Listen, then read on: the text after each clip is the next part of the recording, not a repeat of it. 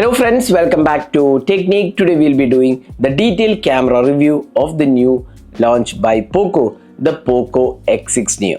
So this is yet another device under the X6 series, but this is more of a budget device, and let's see how good the camera experience is. It comes with a 108 megapixel dual camera setup. So let's go straight into the camera to see how the performance is for this price segment. So before getting into the video, if this is your first time on this channel, do hit that red subscribe button and also hit the bell icon to get notified of all the videos we publish. So let's begin with the hardware of the Poco X6 Neo. So the Poco X6 Neo comes with a dual camera setup. It's a 108 megapixel Samsung's ISOCELL HM6 large sensor with f1.75 aperture. There is also 3x in sensor zoom available. Now the secondary camera is a 2 megapixel depth sensor. Again, this misses out on the ultra wide angle camera and the macro sensor. Now in terms of selfie camera, you get a 16 megapixel f2.45 aperture selfie camera, and the video recording is 1080p resolution for the front as well as the rear camera. So let's go straight into the camera samples to see how they perform in this price segment. So first, looking at the daylight captures, you can see here there is plenty of details on offer in the daylight conditions. You can see the colors are nice and wide. There is absolutely no saturation issues and looks more or less like natural colors.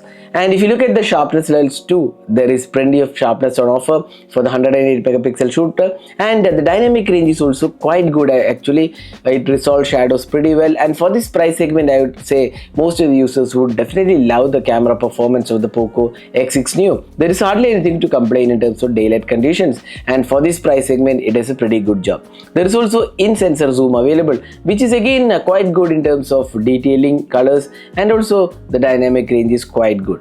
Now next, let's move on to the close-up images. Now you can see that once again the 108 megapixel shooter does a good job in terms of details. The sharpness levels is good and colors are also done pretty good. The dynamic range is once again pretty good. Overall, we would say the close-up shots have come pretty detailed and the colors are pretty much richer, but there is no saturation issues again. So overall, we feel the close-up images did a quite good job. There is no macro sensor on this camera.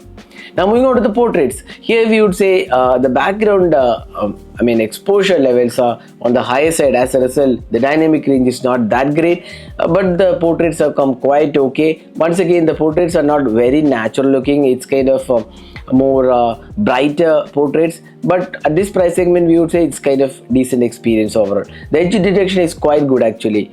So overall, portraits needs a bit more refinement. Otherwise, it's quite an acceptable portrait camera.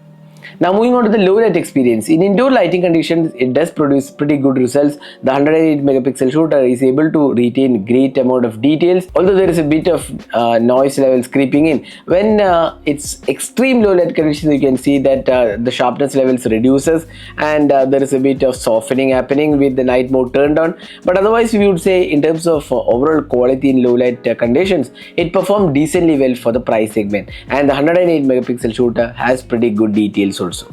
Now moving on to the selfie camera, here we would say the 16 megapixel shooter does a quite good job actually. The skin tones are good, the dynamic range is quite okay, and the overall quality of the selfies also looks good. The sharpness levels are also quite acceptable. Now there is also portrait selfies, which is once again quite good. The edge detection looks pretty much decent in terms of quality, and overall selfie camera experience is acceptable at this price segment. Now moving on to the video recording, it offers videos only in one format, that's 1080p at 30 fps. There is stabilization being offered and the video looks quite okay. The sharpness levels are acceptable. The stabilization is not perfect, but again for this price segment, I would say it's not bad stabilization, but there is no 1080p 60 fps nor 4K recording available.